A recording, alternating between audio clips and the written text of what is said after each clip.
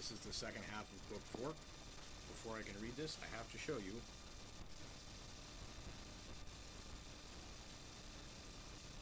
Chapter 21.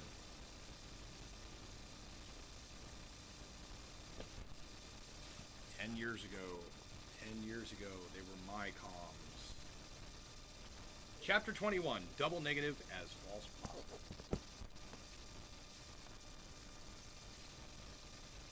The wave of blackness receded, and the kiosk looked curiously at Anaris and said, "I don't get it. Check what out?" "This," came the reply from Anaris in the kiosk's inner voice. A minute black point, beginning as a hazy shadow and gradually, steadily growing darker and larger, appeared on the ground between the two. Another wave washed over Anaris, the kiosk, and the paused goddess, and as it recedes, the kiosk notices that time has become entirely present, a now without a true here, or as Anaris' sensibilities quite elegantly put it, like moving out of familiar territory and into the pure unknown. Anaris looks around and says, "Shit." The kiosk looks down, looks up, and asks, "What's that shadow on the ground doing?" Anaris looks directly into the kiosk's eyes and blinks once, the message clear to the kiosk's sensory apparatus. The kiosk blinks as well, momentarily surprised, and then, "You traded places with me? Isn't that against the rules?" Anaris closes her eyes, and the kiosk's inner voice again rumbles through the kiosk's entire reality as Anaris gets another insight. "There's someone or something approaching. I know for a fact that it intends to chase you out of what it believes to be a dream other than your own. For safety, I've placed you entirely within my own being, and am assuming your place in order to best deal with this obstacle."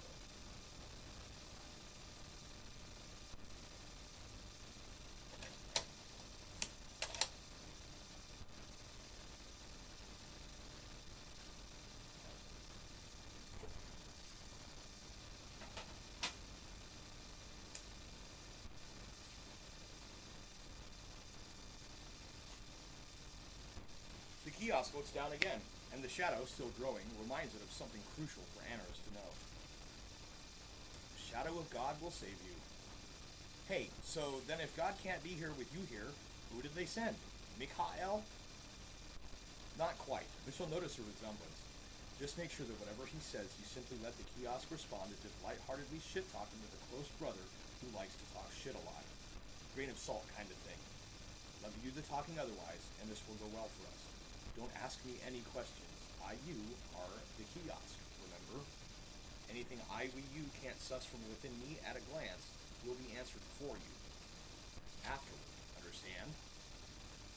"I think so," the kiosk says out loud just before a blinding flash, and a vibrant herald appear.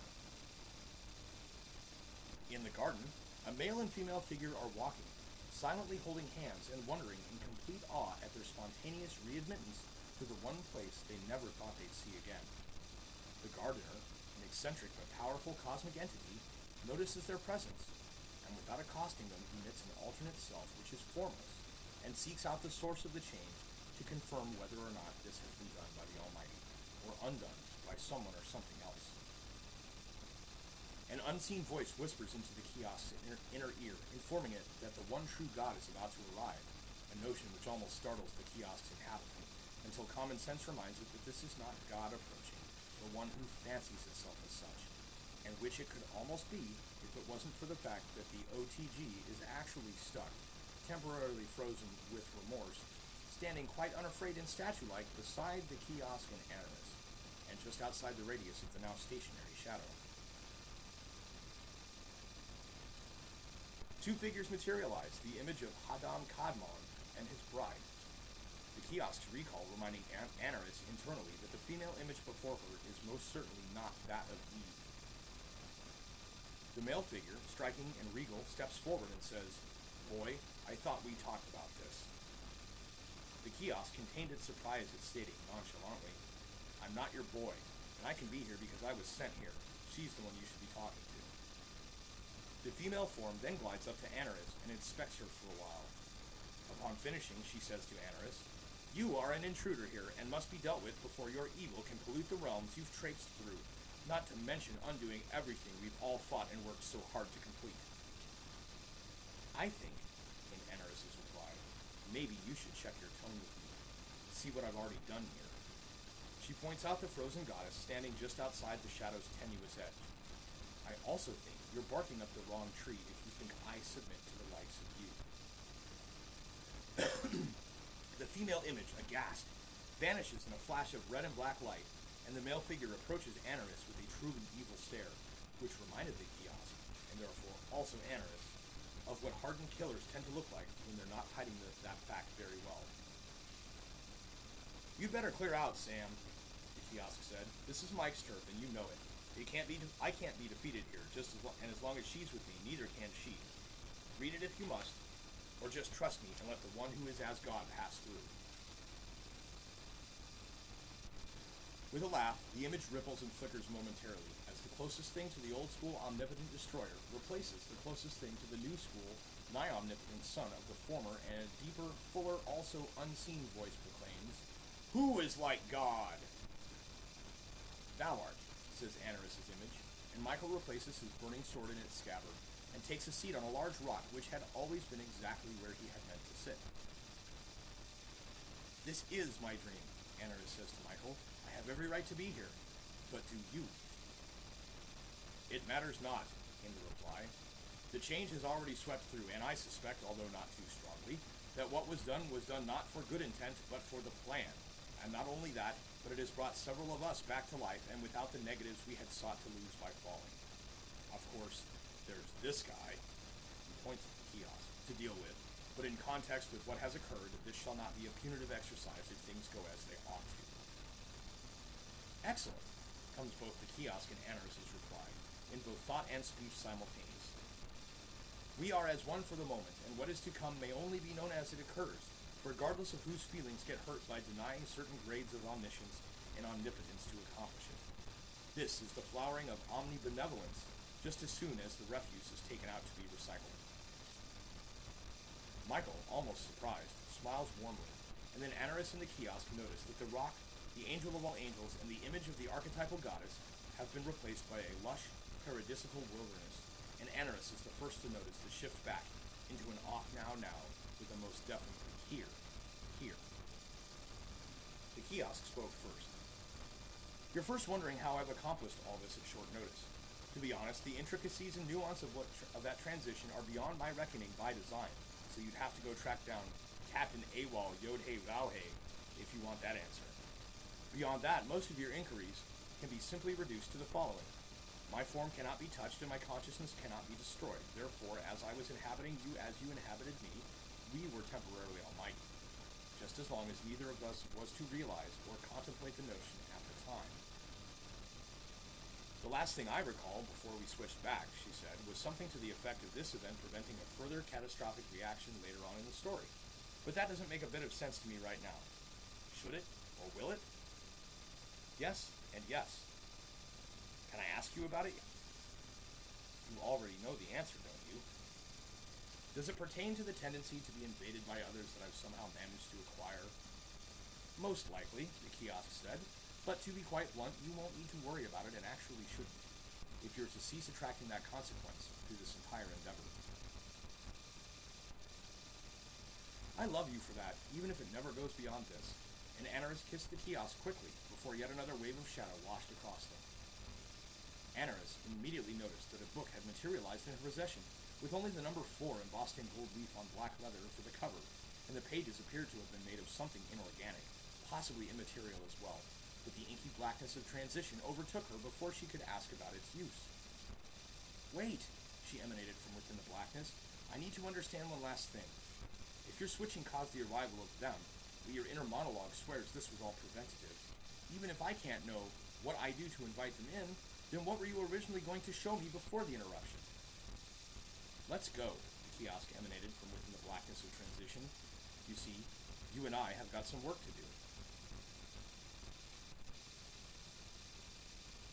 Chapter 34, in which the kiosk and Anaris go back and watch alternate outcomes blossoming forth from the loose ends of the last chapter, and at some point during which Anarus comments on the personae of the individuals presented within the experiences, and how the way they could have acted affects her as well as how they actually did or would.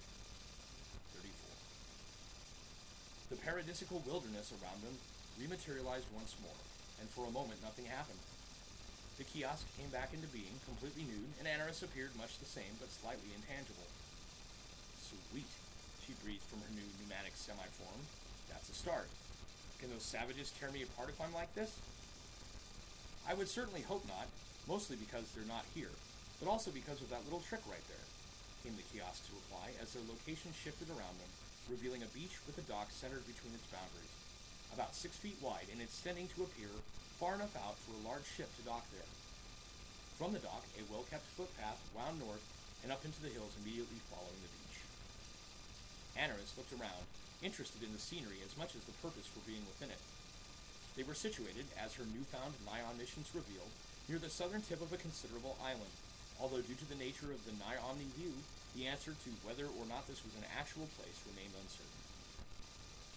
The beach and dock occupied an area about the size of a football field, and upon closer inspection she noticed that while the dock itself felt, sounded, and reacted as wood would, the material from whence the structure had been wrought, when felt by passing through it more directly, resembled either diamonds or some similarly generated naturally indestructible substance.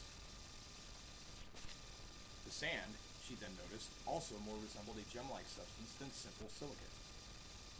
The kiosk walked leisurely up the path, and Anarus followed, examining with her newfound perception the large trees, tall grasses, and ferns which populated the forest on either side of the path.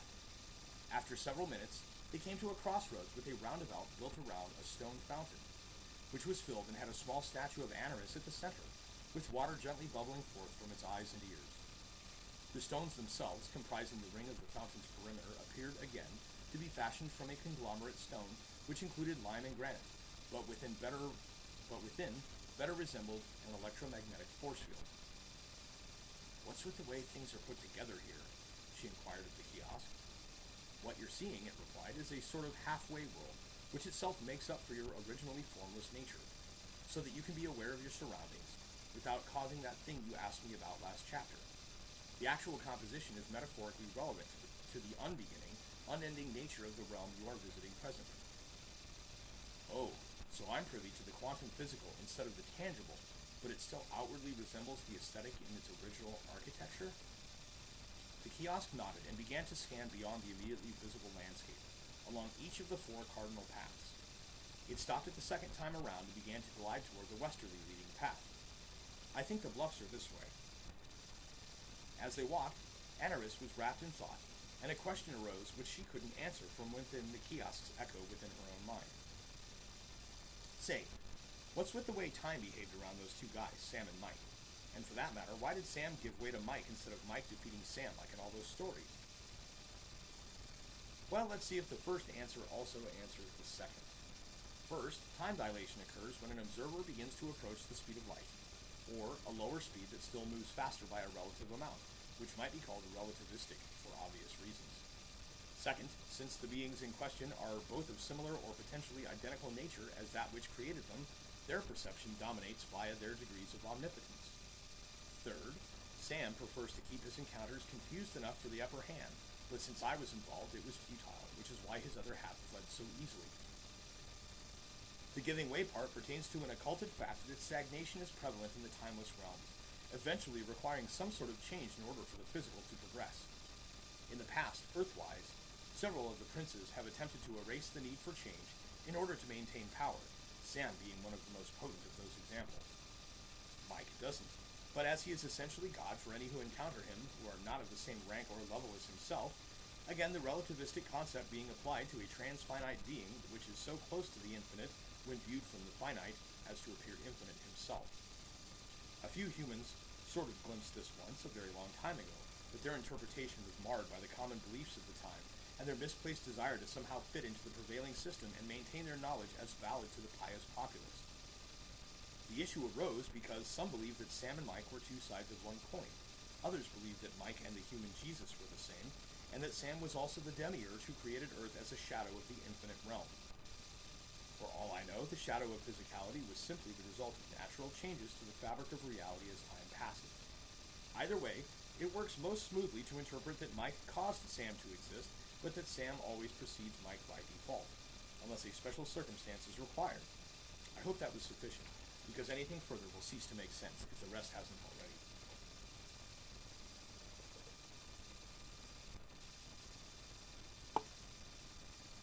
I get it, sort of. What you're saying is that everything those guys do is surrounded by a sphere of metaphor, which includes events or circumstances equally metaphoric, and so forth, making everything they do incredibly meaningful, whether or not what they're using it for actually is, right? Yeah, pretty much. As they continued on, the foliage began to shift into more scrub-like bushes, and the trees transitioned from palms to firs, and the grasses gave way to lichens and, curiously enough, a large lawn. The lawn was vast, well kept as well, and spanned an entire large mound of a hill, which was roughly an 8-acre square and rising some 22 feet above the path's original elevation.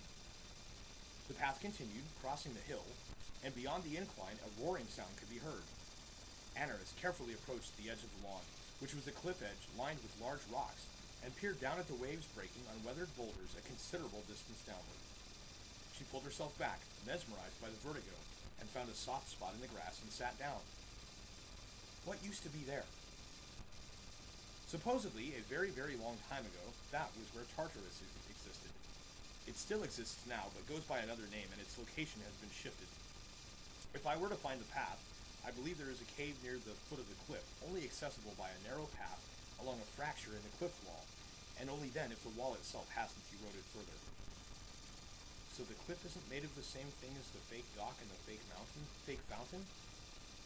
No, it's made of flint at the bottom and chalk at the top, lined on both sides by igneous rocks of uncertain origin. Not everything here will be composed like those things you stuck your hands in.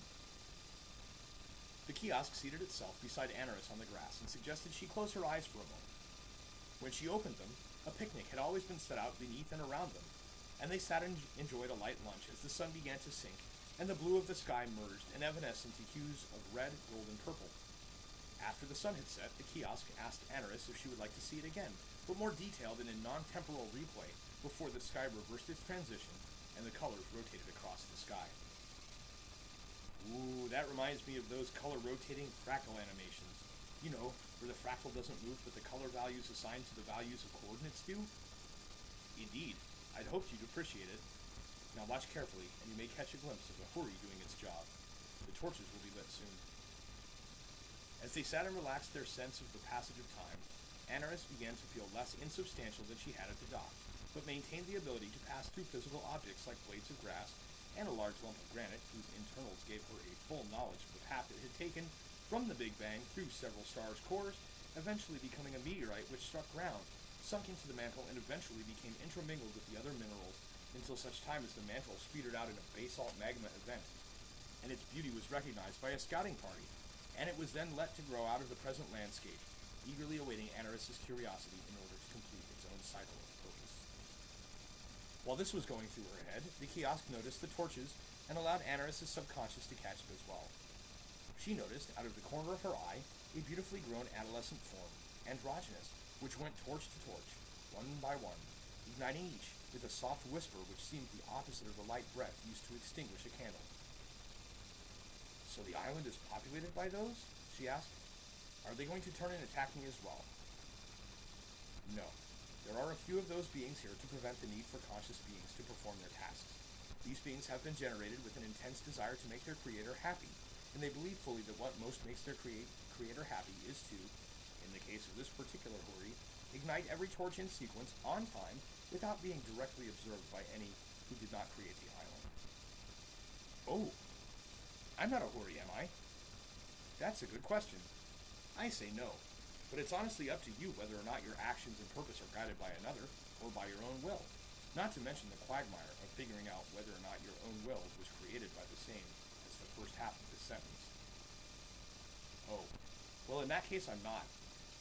Suit yourself. Personally, I find a nice balance works when thinking about those kind of things, since pure self-willed action is in a created being, since I was born, tends to give rise to a certain amount of resentment if the individual in question is not possessed of the ability to be what it desires to be, not to mention having an ego.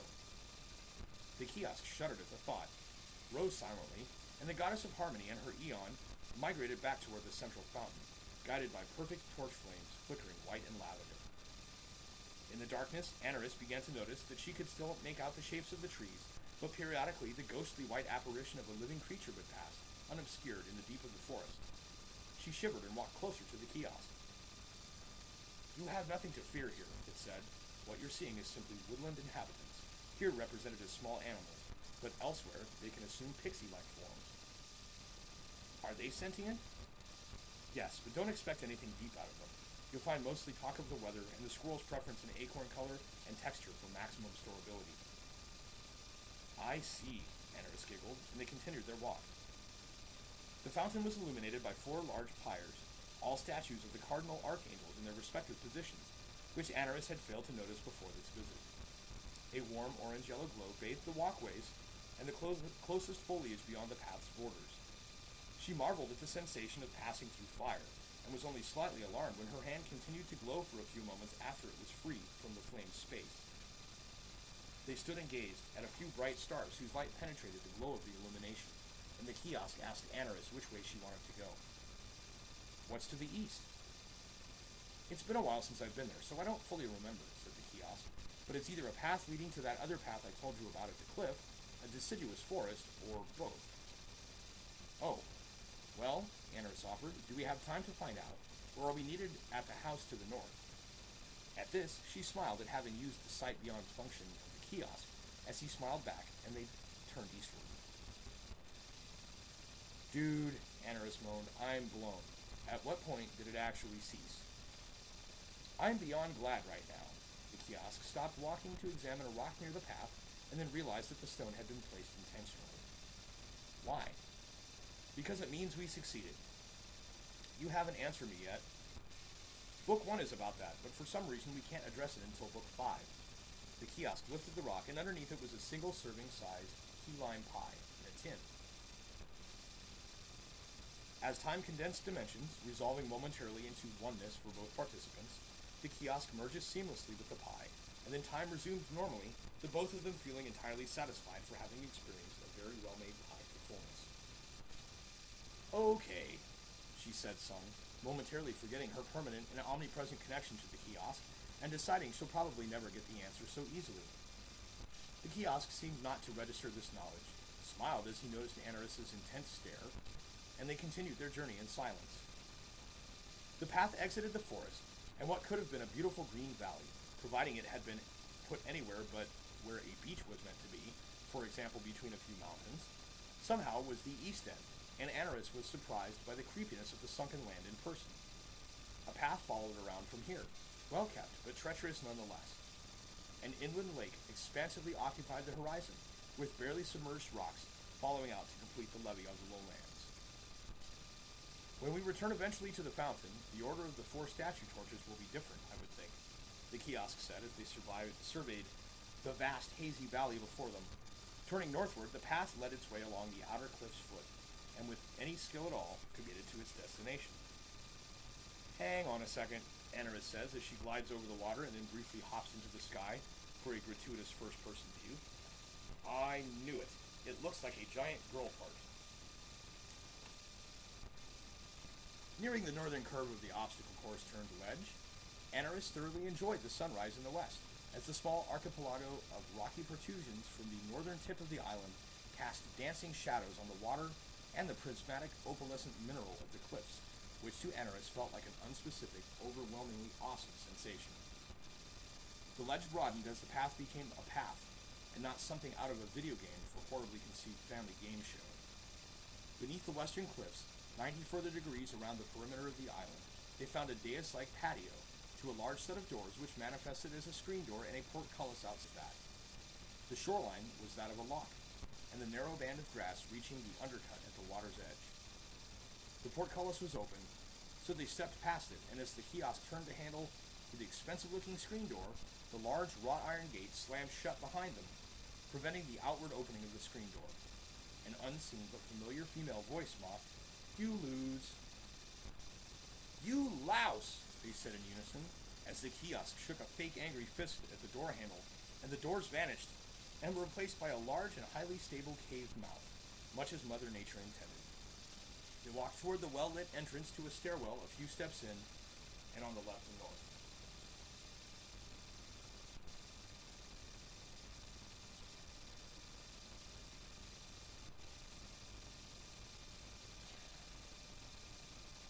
The tunnel continued with several well-lit points into the distance.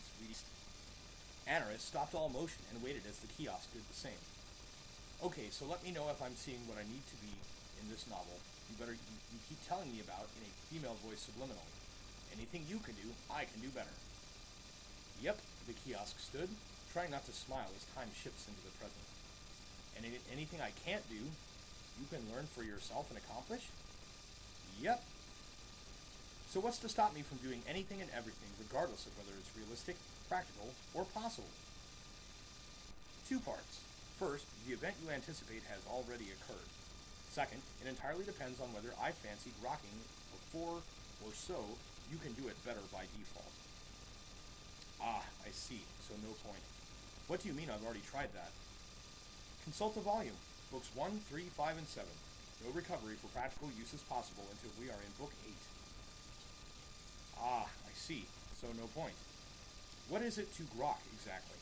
It's from a book that helped show me how to shift paradigms at will, but without the negative side effects of my original attempt. And it's a croaked guttural sound, not a word.